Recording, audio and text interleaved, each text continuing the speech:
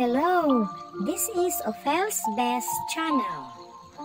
We feature kids storytelling, stories with moral lessons, and learning to read and count.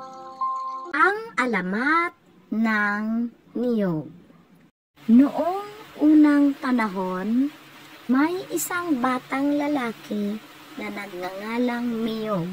Siya ay napakaliit na bata na halos kalahati ng isang normal na bata. Ngunit meron siyang napakataas na pangarap na balang araw siya ang magbabangon sa kanyang mga magulang sa kahirapan at magtataguyod sa buhay. Sa araw-araw na ginawa ng Diyos, daing sa hirap at laging pagod sa paghahanap buhay ang mga magulang ni Miyog. Lagi niyang binabalak na tumulong, ngunit pinapagalitan lamang siya ng kanyang ama. At sinasabing, "Huwag ka nang tumulong, maliit ka. Wala kang maitutulong, at sa halip, makakaperwisyo ka pa." Kaya, sa tuwing umaalis ng bahay ang kanyang mga magulang upang maghanap buhay, palihim na lang niyang nililinis ang kanilang tahanan, at maging ang kapaligiran nito bilang tulong. Ngunit, hindi ito napapansin ng kanyang mga magulang. Isang gabi, nag-uusap ang mag-asawa. Kahit anong gawin nating pagsisikap, ay hindi pa rin tayo makakaahon sa ating pagkakalugmok. Habang tumatagal, lalo tayong naghihirap. Sabi ng ama ni Miyog, "Ang ating anak, mula nung iniluwal ko siya, ay naging kakambal na natin ang kahirapan. Malas siya, wala siyang pakinabang," ang sabi ng ina. Ngunit, hindi nila alam, ay narinig pala sila ni Miyog. Dahil sa sama ng loob, naisip ni Miyog na umalis upang mag-isip-isip. Buong gabi siyang umiiyak ng umiiyak.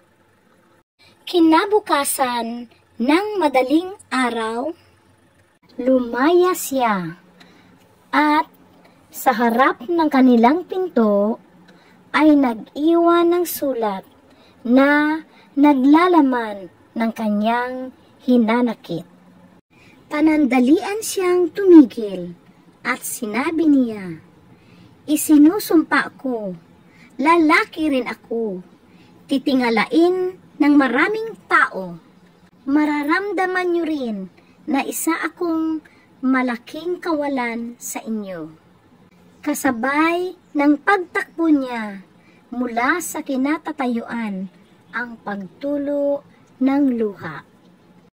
Ilang araw na ang nakakalipas, ngunit hindi pa rin nila napapansin ang pagkawala ni Miyog. Ngunit isang gabi, pag-uwi nila, napansin din nila ang dumi at kalat sa bahay. Ganoon na rin ang paligid nito. Hindi naglaon, nagkasakit ang ama ni Miyog dahil sa mga insektong dumumog sa kanilang kapaligiran. Dahil sa mga dumi at nabubulok na nakapaligid sa bahay. Noon nila napagtanto na wala na pala si Miyog sa kanila. At siya lamang ang posibleng naglilinis ng paligid noong siya'y nandito pa.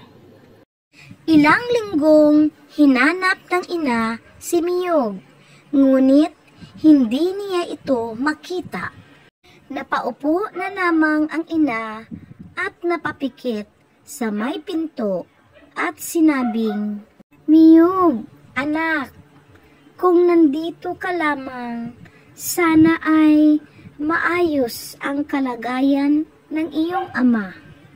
Pagmulat niya, nasilaw siya sa isang liwanag, kasabay ng pagtubo ng isang puno na may bunga. Kasabay din ito ang pagkakita sa sulat na ginawa ni Miyog. Habang nagtatagal ay lalong dumadami ang puno at napakinabangan ng tao ang lahat ng parte nito mula ugat hanggang dahon. Laking pasasalamat ng mga tao doon at isang malaking pakinabang ang punong iyon sa kanila. Nagsilbi itong pagkain, inumin, at maging gamot sa mga sakit at kung ano-ano pang gamit ang makukuha dito. Siguro nga ay si Miyog ang punong iyan. Nagsisisi akong nasabi kong wala siyang pakinabang, ang sabi ng ina. Di naglaon, tinawag nila itong punong Miyog, hanggang sa naging puno ng niyog. Hanggang sa ngayon, tinitingala at napakalaki pa rin ng pakinabang ng mga tao sa puno ng niyog. Dito nakukuha ang karamihan sa ipinagmamalaking mga produkto ng Pilipinas. At ngayon, dito na nagtatapos ang ating kwento tungkol sa ang alamat ng niyog. Sa inyong palagay, makatotohanan ba ang mga pangyayari? Hanggang dito na lang. Paalam! Hanggang sa susunod pang mga kwento.